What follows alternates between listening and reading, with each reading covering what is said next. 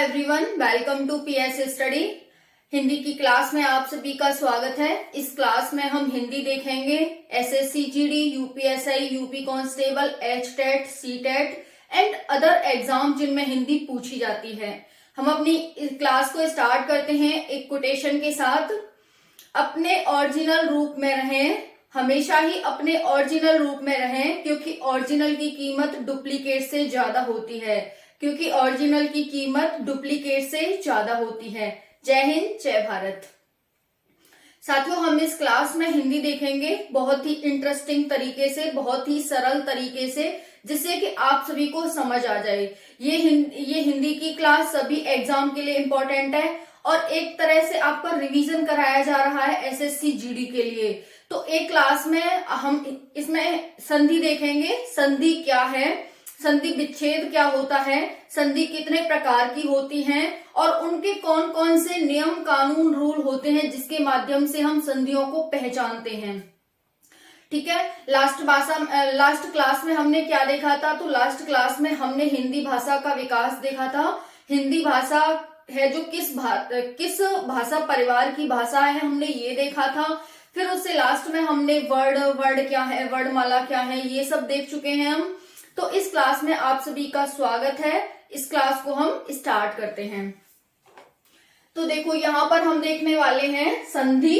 पहले संधि बनी कैसे है, संधि किन दो शब्दों से, किन दो वर्णों से, मतलब बनी कैसे है संधि। पहले तो हमारे माइंड में यही क्वेश्चन आएगा। तो पहले हम देख लेते हैं कि संधि बनी कैसे है।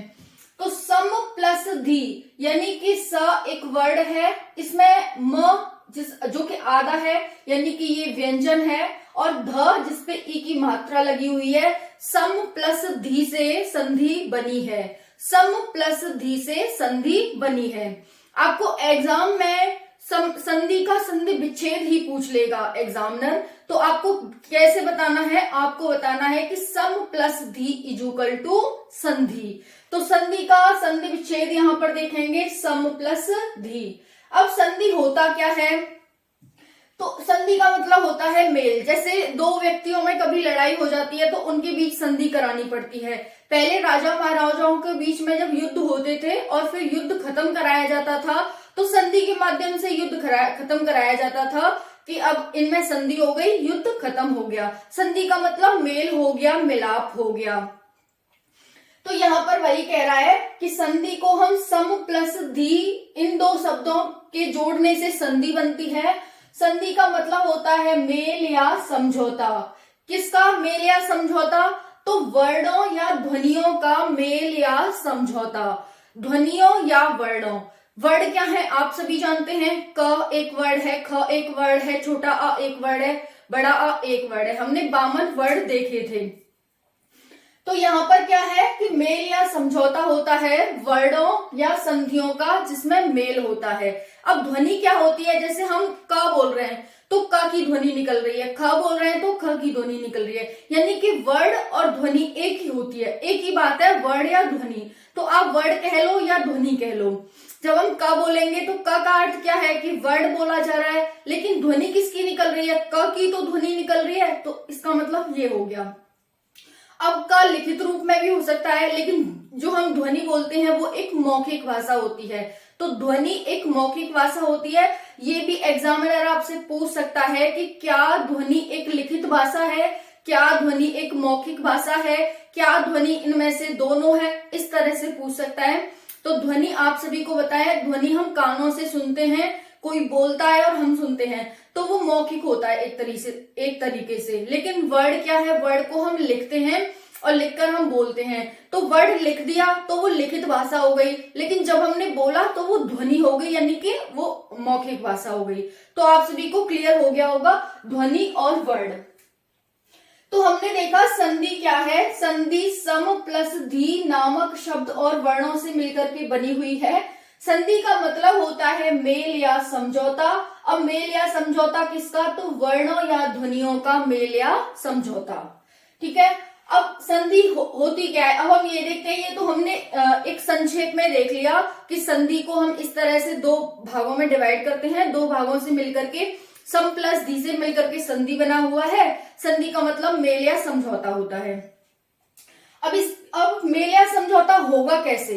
हमने बोल दिया मेल या समझौता होता है, लेकिन मेल या समझौता होगा कैसे, अब हम वो देखने वाले हैं। तो देखो, दो समीपवर्ती वर्णों के मेल से जो विकार होता है, दो समीपवर्ती वर्णों के मेल से जो विकार का मतलब होता है परिवर्तन, तो इनके मेल से जो परिवर्तन यानी विकार होता है उसे संधि कहते हैं, संधि कहलाती है। या दूसरी डेफिनेशन क्या है?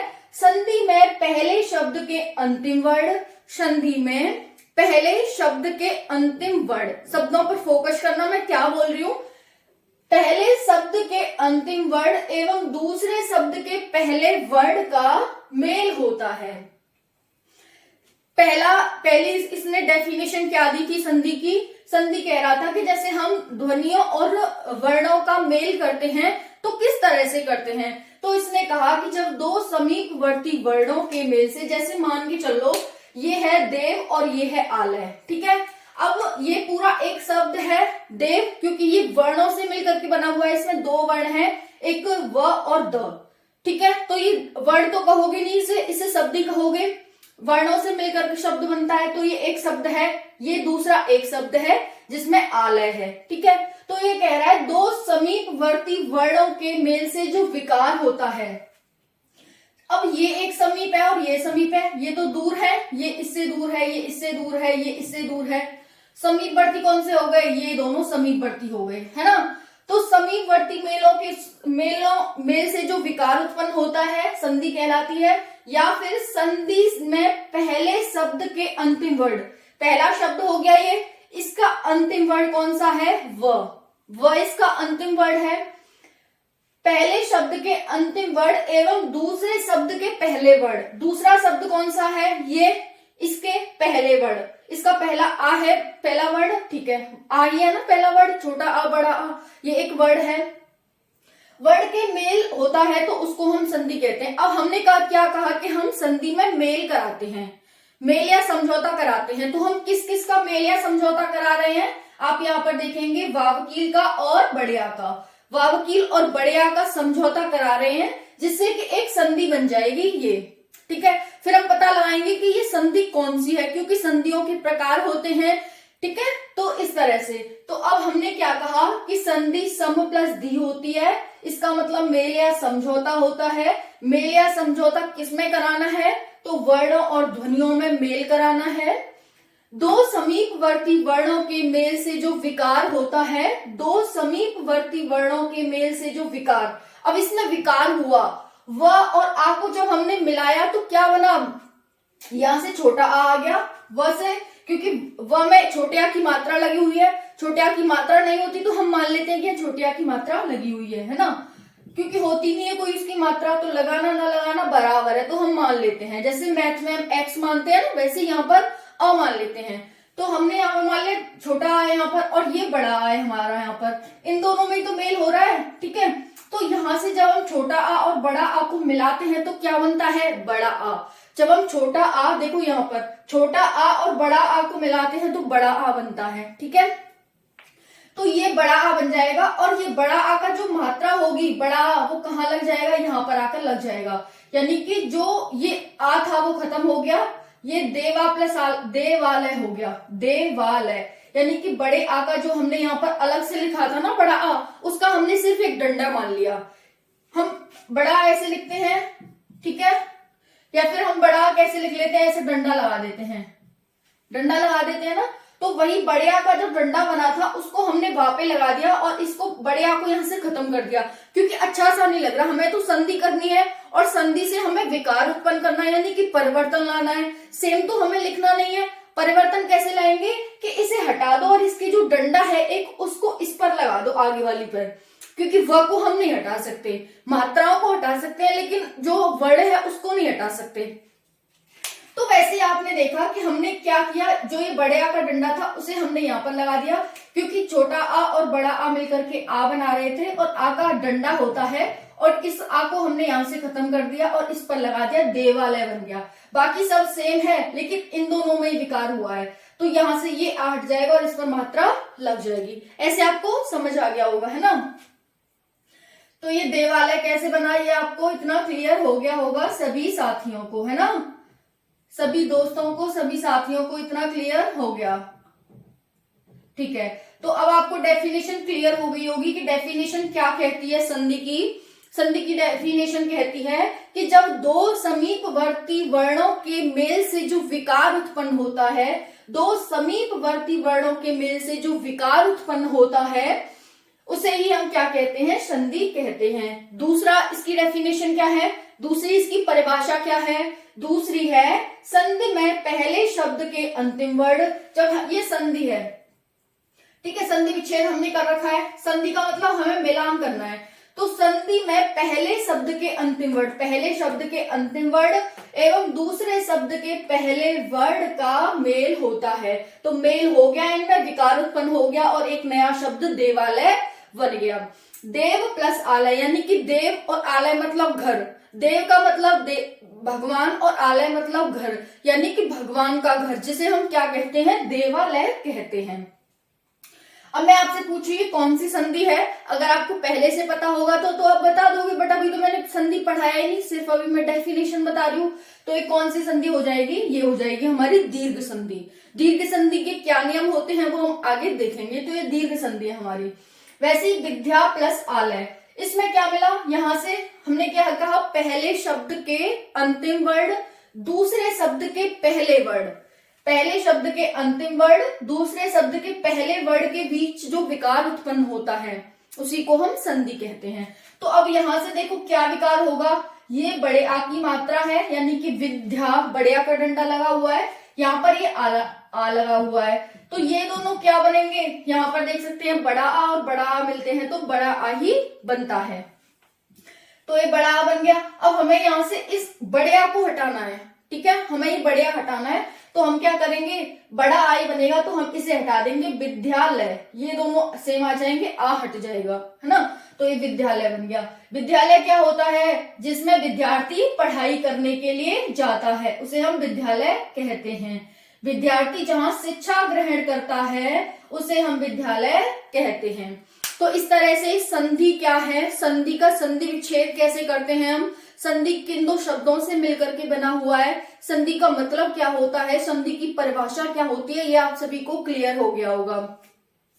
आपसे एग्जामिनर कैसे पूछ सकता है, यहीं से आपसे 2-4 क्वेश्चन बना देगा, सिर्फ इतने ही पार्ट से कह देगा संधि किन दो शब्दों से मिलकर के बनी हुई है, सम प्लस धी एक दे देगा, दूसरा दे देगा स प्लस दी, ठीक है, ऐसे दे देगा। मैं यहाँ पर संधि विच्छेद ही कर देती हूँ, 1 मिनट। दूसरा कैसे दे देगा, सम प्लस धी ऐसे दे देगा, अंक की बिंदी ऊपर लगा देगा।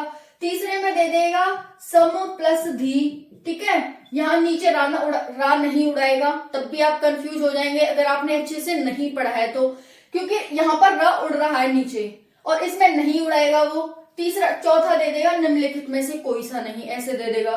तो आपको ध्यान रखना है कि इन दो शब्दों से मिलकर संधि का निर्माण हुआ है। इतना आप सभी को क्लियर, ठीक है। फिर दे देगा कि संधि का मतलब क्या होता है, संधि का मतलब क्या मेल और समझौता होता है, क्या संधि का मतलब एक ग्रुप होता है, क्या संधि का मतलब जोड़ना होता है, क्या संधि का मतलब घटाना होता है या फिर अलग अलग करना होता है, इस तरह से पूछ लेगा आपसे। तो फिर आपको ध्यान रखना है कि संधि का मतलब मेल या समझौता होता है, ठीक है। और ये ध्वनियों और वर्णों का मेल होता है, इसमें ध्वनियों और वर्णों का मेल होता है। अब एग्जामिनर देखो यहाँ पर ये भी पूछ सकता है, क्या संधि में शब्दों का मेल होता है, क्या संधि में वाक्यों का मेल होता है, क्या संधि में वर्णों का मेल होता है, या फिर संधि में वर्णों और ध्वनियों का मेल होता है। तो वर्णों और ध्वनियों दे तो आपको वो टिक लगाना है, अदरवाइज सिर्फ वर्णों दे तो वर्णों का टिक लगाना है, ठीक है। फिर ये हो जाएगा, डेफिनेशन पूछ सकता है, क्या संधि में दो समीपवर्ती वर्णों के बीच एक विकार उत्पन्न होता है, इस तरह से। तो यहाँ से नंबर ऑफ क्वेश्चंस बना सकता है एग्जामिनर, तो आपको ध्यान रखना है, ये इसीलिए मैं अच्छे से आपको बता रही हूँ एक एक शब्द और एक एक अक्षर को, कि आपको इस तरह से देखना, एक एक वर्ड को मैं आप सभी को समझा रही हूँ यहाँ पर, कि कहाँ पर रा लगा हुआ है, कहाँ पर छोटी की मात्रा है, कहाँ पर बड़ी की मात्रा है। अब हम नेक्स्ट देखते हैं, हमने एग्जाम्पल देख लिए, ये संधि के कुछ एग्जाम्पल हैं। अब एक नोट है, नोट में क्या है, नोट का मतलब इस पे आपको फोकस करना है। कभी दोनों ध्वनियों वर्णों में विकार उत्पन्न होता है तो कभी एक ही ध्वनि या वर्ण में विकार उत्पन्न होता है। मैंने क्या कहा, यहाँ पर इसमें भी विकार हो रहा है, इसमें भी विकार हो रहा है ना। तो यहाँ पर ये क्या कह रहा है कि कभी कभी तो दोनों ही ध्वनियों या वर्णों में विकार उत्पन्न हो जाएगा, या फिर कभी कभी तो एक ही ध्वनि या वर्ण में विकार उत्पन्न होता है। कभी कभी क्या होगा, सिर्फ इसी में विकार उत्पन्न हो या फिर सिर्फ इसी में विकार उत्पन्न हो। कभी कभी दोनों में हो जाएगा, लेकिन कभी कभी सिर्फ एक में ही विकार उत्पन्न होगा। जैसे एग्जाम्पल से हम समझेंगे, आपको मुझे अच्छे से समझाना है, सिर्फ ये नहीं है कि हाँ बता के निकल गई कि भाई कभी कभी दोनों में हो जाएगा, कभी कभी एक में होगा। अब होगा तो कैसे होगा, आपके माइंड में क्वेश्चन आएगा, उसका सोल्यूशन भी हमें देखना होगा, नहीं तो फिर डाउट बनकर रह जाएगा। तो देखते हैं, कभी कभी दोनों ध्वनियों या वर्णों में विकार उत्पन्न होता है तो कभी कभी एक ही ध्वनि या वर्ण में विकार उत्पन्न होता है। यहां मैंने लिया जगत प्लस नाथ, ये एक संधि विच्छेद है, जगत प्लस नाथ, इसका हमें संधि करना है, ठीक है, यानी कि इसे हमें जोड़ना, समझौता कराना है इसमें, और इसमें हमें क्या कराना है, यहाँ पर मेल कराना है।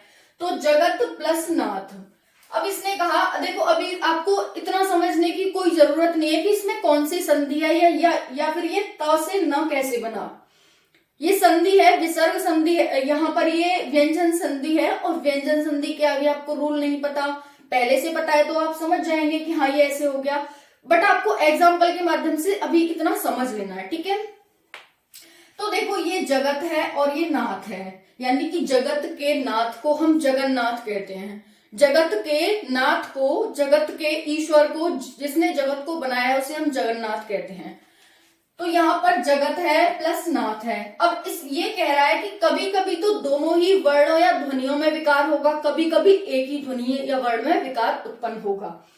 तो यहाँ पर ये इसने नाथ लिख दिया, सेम, ठीक है, इसने जग लिख दिया। अब सिर्फ इसी वर्ड में हमारे में विकार उत्पन्न हुआ है, सिर्फ त में, त से क्या बना दिया, आधा न बना दिया। तो ये रूल है एक, ठीक है, जिसमें जो त होता है ये व्यंजन संधि, आप सभी को पता है व्यंजन संधि है, क्योंकि इसमें हल लगा हुआ है, हलंत लगा हुआ है, तो ये व्यंजन संधि है।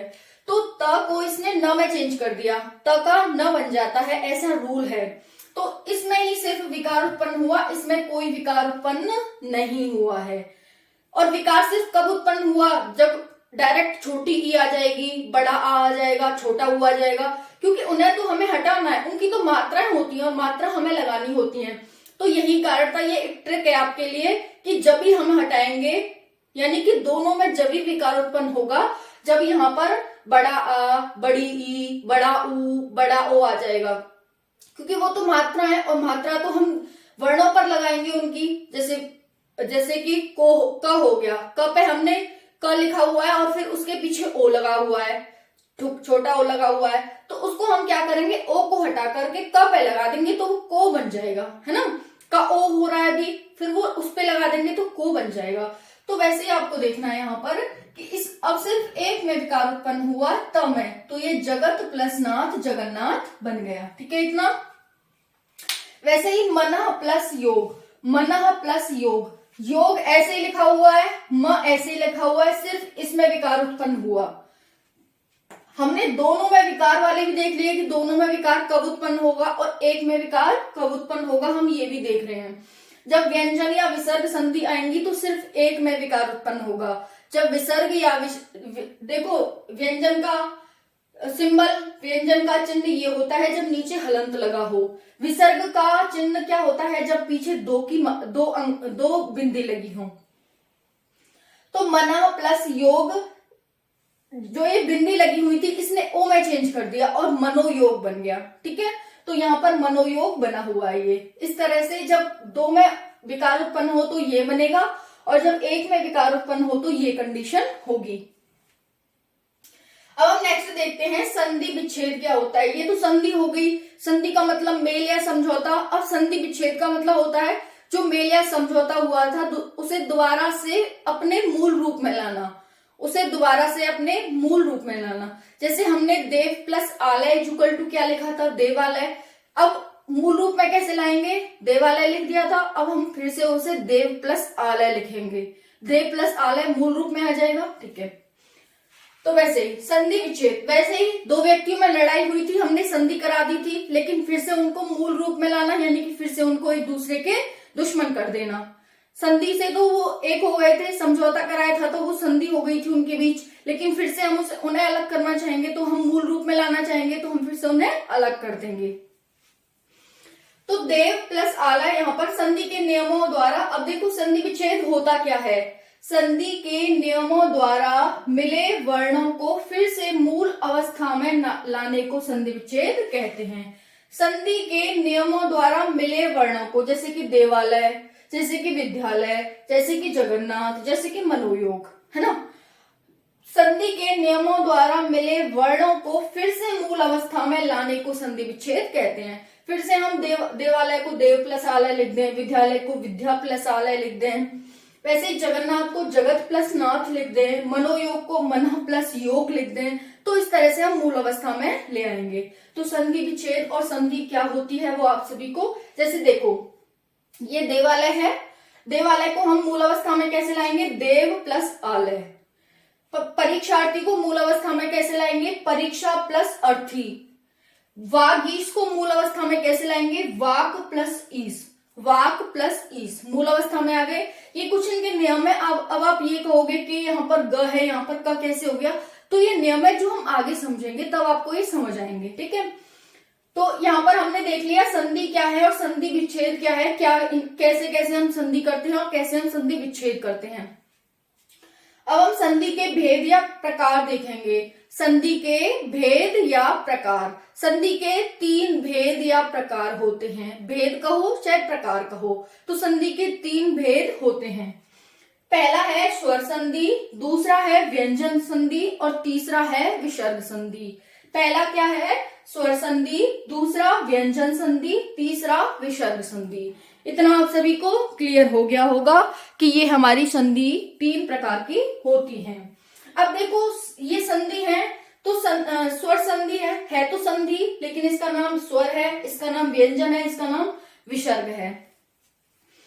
तो ये 2 शब्दों से मिलकर के बनी हुई है। जैसे हमने वहां पर देखा था 2 शब्द होंगे, एक पहला शब्द होगा, एक दूसरा शब्द होगा। जैसे देव प्लस आलय, एक देव शब्द है और एक आलय शब्द है।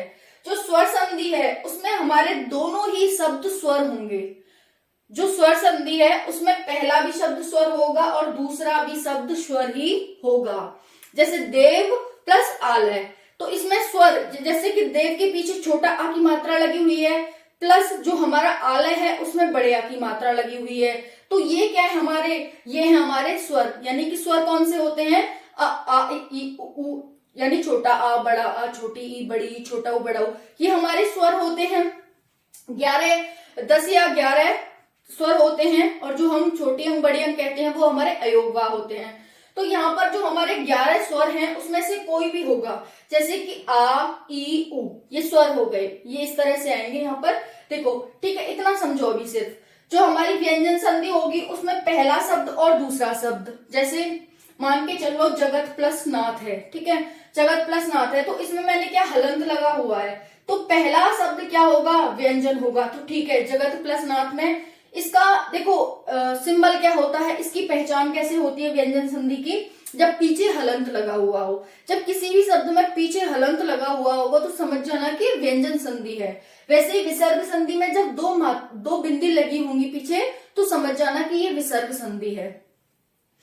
तो वैसे ही स्वर संधि में जब कोई स्वर लगा होगा पीछे तो समझ जाना कि ये स्वर संधि है।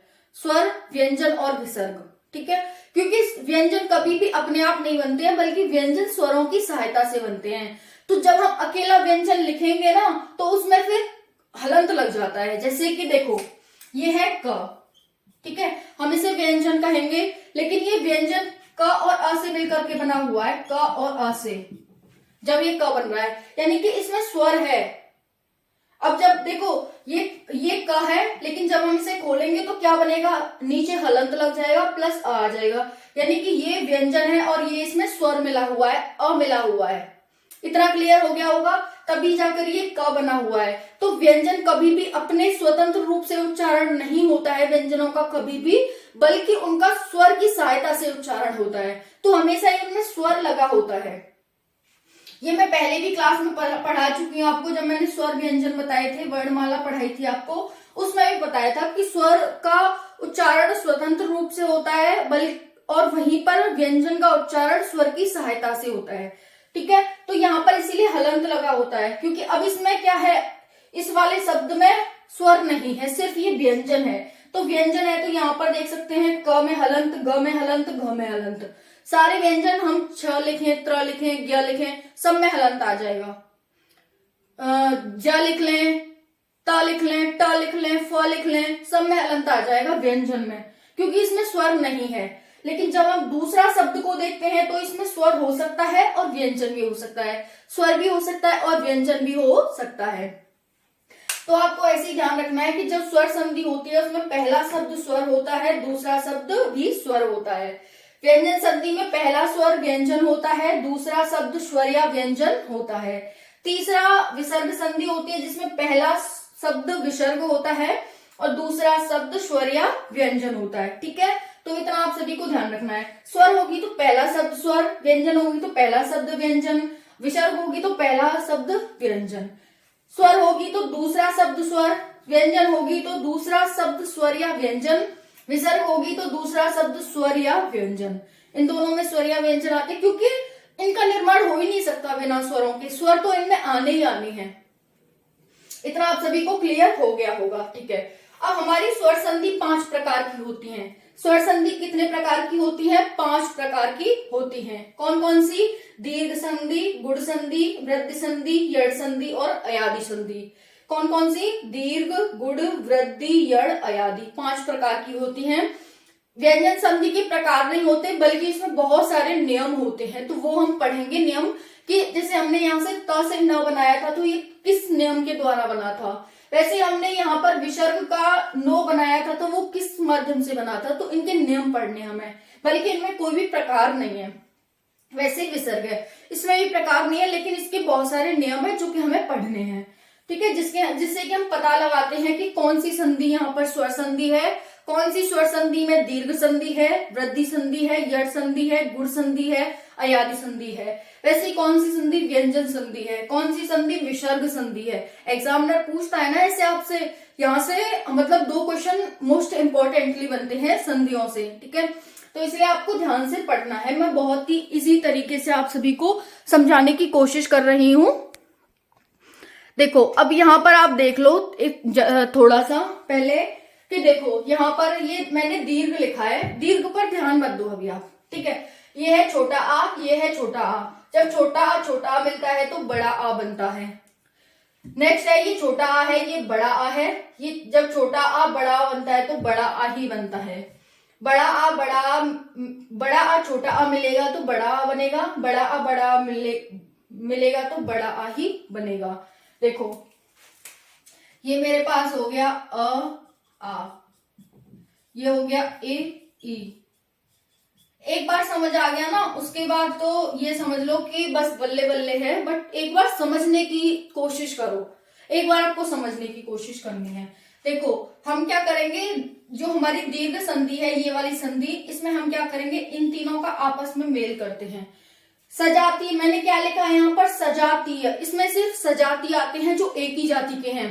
अ आएगा, और 4 प्रकार से आएगा, अ मतलब छोटा आ और बड़ा आ 4 प्रकार से आएगा। देखो एक बार हम अ को बढ़िया के साथ मिलाएंगे, जब अ को बढ़िया के साथ मिलाएंगे तो बड़ा आ रहा है ना, तो बड़ा आ बनेगा। जब हम छोटे आ को छोटे आ के साथ मिलाएंगे तो अ बनेगा। ठीक है, छोटा आ को छोटे आ के साथ मिलाएंगे तो यहाँ पर ये भी आ बनेगा। बड़ा आ को छोटे आ के साथ मिलाएंगे तो हमारे पास क्या बनेगा, ये भी आ बनेगा। और जब बड़े आ को मिलाएंगे तब भी आ बनेगा। वैसे ही ई और ई का हो जाएगा, जब छोटी छोटी मिलेगी तो बड़ी बनेगी, छोटी बड़ी मिलेगी तो बड़ी बनेगी, यानी कि इस तरह से। देखो छोटी छोटी बड़ी, छोटी बड़ी बड़ी, बड़ी छोटी बड़ी, बड़ी बड़ी बड़ी। वैसे ही छोटा ऊ बड़ाऊ, छोटा ऊ बड़ाऊ बड़ाऊ, बड़ाऊ छोटा ऊ बड़ाऊ, और बढ़ाऊ बढ़ाऊ बढ़ाऊ, यानी कि इसमें सजाती वर्ड आते हैं, विजाती नहीं आते हैं। हम ये नहीं कह सकते इसमें कि छोटा आ और बड़ी ई को मिला दें, ये छोटा आ छोटी ई को मिला दें, नहीं मिला सकते। अ और अ ही मिलेगा, छोटा आ बड़ा आ से मिल जाएगा, बड़ा आ छोटा आ से मिल जाएगा और वो दोनों आपस में मिल जाएंगे। वैसे ही छोटी बड़ी से मिल जाएगी, बड़ी छोटी से मिल जाएगी, आपस में 4 कंडीशन बन जाएंगी। वैसे ही ऊ, छोटा ऊ और बड़ा ऊ की 4 कंडीशन बन जाएंगी। तो इसमें बड़ा आ, बड़ी ई और बड़ा ऊ हमें प्राप्त होते हैं। तो मैंने वही लिखा है यहाँ पर दीर्घ संधि में बड़ा आ, बड़ी ई और बड़ा ऊ, यानी हमेशा ही सजाती वर्ड मिलते हैं हमें। ये हो गई हमारी दीर्घ संधि। वैसे ही फिर गुण संधि के बारे में देखो। गुण संधि में क्या होता है, इसमें गुण संधि में अपोजिट मिलते हैं। छोटा आ छोटी ई के साथ मिल जाएगा। छोटा, अब मिलते कैसे मैं देखो यहाँ पर बताती हूँ आपको। ये री होगी, फिर यहाँ पर छोटी ए, बड़ी ए, छोटा ओ और बड़ा ओ। ठीक है, छोटी एम बड़ी एम से तो हमें कोई लेना देना ही नहीं है, कोई काम ही नहीं है अभी, क्योंकि स्वर संधि है, उसमें न हलंत आता है और न ही बिंदियां आती हैं। अब देखो ये तीनों मिल गए तो इससे स्वर दीर्घ संधि बन गई थी। अब गुण संधि कैसे बनेगी?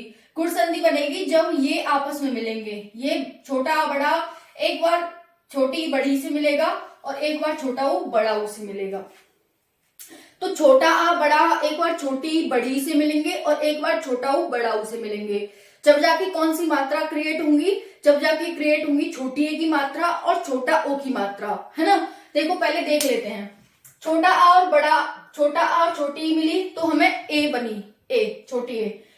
अ और बड़ी ई मिली तो छोटी ए बनी, यानी कि इसमें छोटी ए और छोटा ओ 2 मात्राएं बनेंगी सिर्फ। अगर हम इनको मिलाएंगे आपस में, आ का इसके साथ, इन दोनों के साथ होगा अलग अलग तरीके से।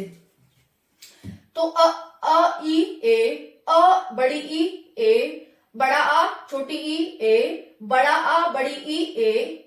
जब अ उ के साथ मिलेगा तो ओ बनता है। जब छोटा आ बड़ा ऊ के साथ मिलेगा तो ओ बनता है। जब बड़ा आ छोटे ऊ के साथ मिलेगा तो ओ बनता है। जब बड़ा आ बड़े ऊ के साथ मिलेगा तो ओ बनता है। फिर जब अ री के साथ मिलेगा तो अर बनता है, जिसमें नीचे हलंत आ जाएगा। और यहाँ पर आ जब री के साथ मिलेगा तो अर बनता है, जिसमें हलंत आ जाएगा। तो नीचे आप पूरा देख लें यहाँ पर, ठीक है, किस तरह से यहाँ पर अ बन रहा है और हलंत आ रहा है। तो ये हमारी गुण संधि है। देखो मैं बताने में आई होप मैं सफल हुई हूं आपको कि किस तरह से ये मेल होता है।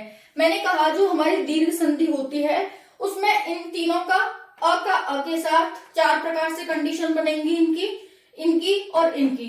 तो हमें क्या मिलेगा? बड़ा आ, बड़ी ई और बड़ा हु मिलेगा। सजाती वर्ड मिलेंगे हमें, ठीक है, सजाती वर्डों का ही मेल होता है इसमें।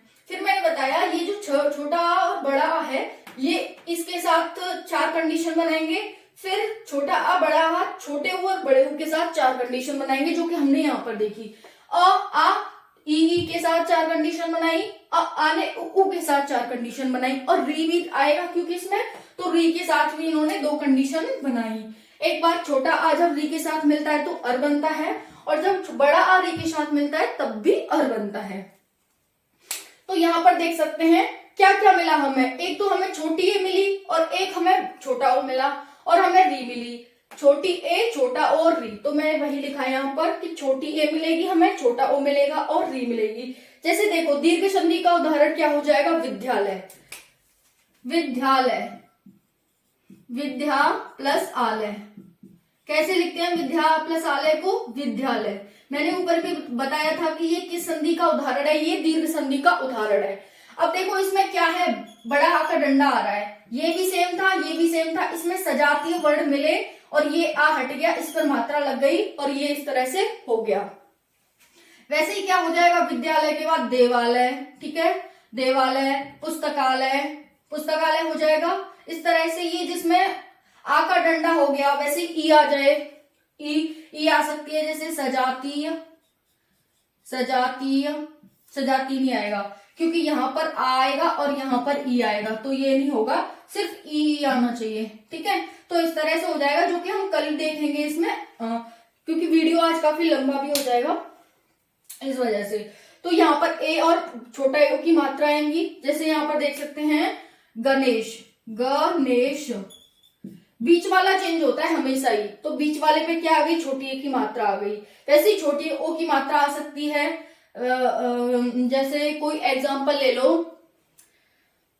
जैसे कोई एग्जाम्पल कठोर, कठोर ले लो, ठीक है। तो कठोर में क्या आ गई, छोटी ओ की मात्रा आ गई, बीच वाला ही हमेशा चेंज होगा, हम जैसा ऊपर से देखते आ रहे हैं। तो वैसे ये हो गया, तो ये गुण संधि में इस तरह से चेंज होता है। अब क्लियर हो गया होगा आप सभी को कठोर किस तरह से बना, किस तरह से गणेश बना। तो इसमें छोटी ए, छोटा ओ और री की मात्राएं आती हैं। फिर है वृद्धि संधि। वृद्धि संधि में क्या है, वृद्धि का मतलब कह रहा है बढ़ गया। अब बढ़ेगा कैसे, इसमें बड़ी ए और बड़े ओ की मात्रा आती है, बड़ी ए और बड़े ओ। अब देखो ऊपर देख सकते हैं, आई होप आप सभी को दिखाई दे रहा होगा। चलो मैं थोड़ा सा ऊपर कर देती हूँ। देखो वृद्धि संधि, वृद्धि संधि यहाँ पर आप सभी देख सकते हैं। अब देखो यहाँ पर देखो, पहले ये यहाँ पर मिली हुई है। अब ये छोटा आ बड़ा आ से मिलान हो रहा था, अब हमारा क्या होगा, इस छोटा आ बड़े आ का मिलान छोटी ए बड़ी ए और छोटा ओ बड़े ओ से होगा। छोटा आ बड़े आ का मिलान छोटी ए बड़ी ए और छोटा ओ बड़ा ओ से होगा। पहली बार मिलान कैसे हुआ, जो हमारी दीर्घ संधि थी उसमें इन दोनों का मिलान 4 कंडीशन, इन दोनों का मिलान 4 कंडीशन, इन दोनों का मिलान 4 कंडीशन। फिर हमने देखा इन दोनों को मिलान इनसे अलग अलग 4-4 कंडीशन बनी। फिर हमने देखा इसका मिलान इन दोनों से बनेगा। तो देखो हमें बड़ी ए और बड़ा ओ प्राप्त होगा। छोटा आ का छोटी ए से मिलान बड़ी ए, छोटा आ का बड़ी ए से मिलान बड़ी ए, बड़ा आ का छोटी ए से मिलान बड़ी ए, बड़ा आ का बड़ी ए से मिलान बड़ी ए, आ का ओ से मिलान बड़ा ओ, छोटे आ का बड़े ओ से मिलान बड़ा ओ, बड़े आ का छोटे ओ से मिलान बड़ा ओ, बड़े आ का बड़े ओ से मिलान बड़ा ओ। इस तरह से ये कंडीशन वृद्धि संधि में क्रिएट होती है। तो हमें मिला क्या, सिर्फ हमें बड़ी ए और बड़ा ओ मिला है ऐड करने से। जब हमने छोटे आ बड़े आ को किस में ऐड किया, छोटी ए और छोटा ओ में ऐड किया, छोटी ए और छोटा ओ में ऐड किया, तो हमें बड़ी ए और बड़ा ओ मिले।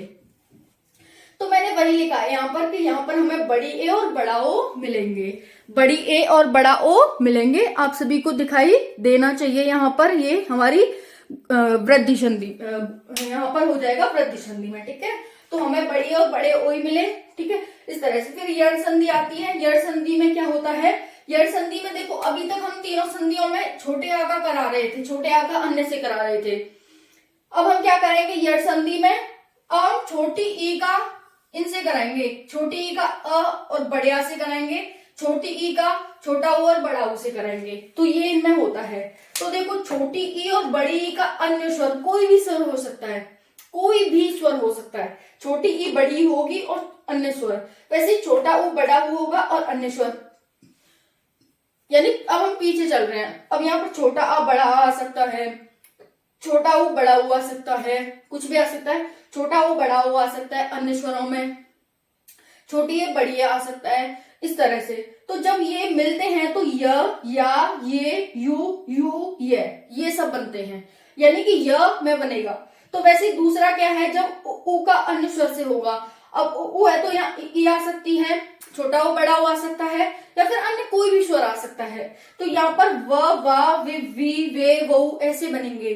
तो हमें क्या मिलेगा, य और व मिलेगा। तो यड़ संधि का क्या हमें शॉर्टकट है, क्या हमारा फॉर्मूला है कि हमें य और व प्राप्त होगा। जब हम दो शब्दों को मिलाएंगे ना, बीच वाले दो संधि कराएंगे, तो हमें य और व की ध्वनि निकलेगी, य और व का उच्चारण होगा। जैसे अति प्लस अधिक, अब इसका एग्जाम्पल देख लो, समझ आ जाएगा। जैसे अति प्लस अधिक, अब यहाँ पर क्या है, छोटी की मात्रा है, इस वाले में देखना है हमें, पहले शब्द के अंतिम वर्ड में यहाँ पर छोटी की मात्रा है, तो ठीक है। यहाँ पर यानी कि छोटी बड़ी आनी चाहिए, प्लस यहाँ पर अन्य स्वर, अन्य में क्या आ गया, यहाँ पर छोटा आ गया, यानी कि छोटी आ की मात्रा आ गई, जो होती नहीं है, ऐसे ही है। तो यहाँ पर हम इसे हटा देंगे और ये चेंज किस में हो जाएगा, अत्यधिक में चेंज हो जाएगा। कैसे निकलेगा, ए अ य में चेंज हो जाएगा, ए अ य में, ठीक है। तो ए अ य में चेंज हो जाएगा, तो यहाँ पर आदिता आ जाएगी और ए अ मिलकर य बना लेंगे और ये पूरा ऐसे ही सेम हो जाएगा।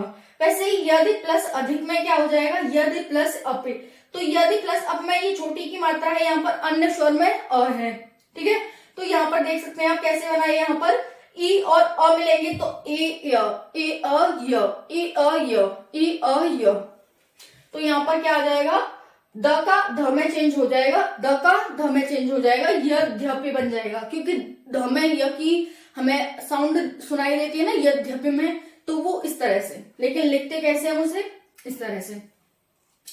वैसे ही यहाँ पर व वा वी वे, कल हम अच्छे से और समझेंगे इसके एग्जाम्पल लेंगे। अभी एक घबराए नहीं कि अगर आप, लेकिन समझने का पूरी कोशिश करें, पूरा 100% दें, ताकि कल हम जब और पढ़े अच्छे से तो और भी सारी चीजें क्लियर हो जाएं। फिर है अयादी संधि। अयादी संधि में क्या होता है, इसमें हमने ई और उ लिए थे, अब इसमें ए और ओ ले लो। ए और ओ आ गए, अब इसमें ए और ओ ले लो आगे, फिर अन्य स्वर ले लो कोई भी। तो ये क्या बनता है, जैसे यहाँ पर य और वन व बना था, वैसे यहाँ पर अय और अव बनेगा। अय अव आय अव, इस तरह से।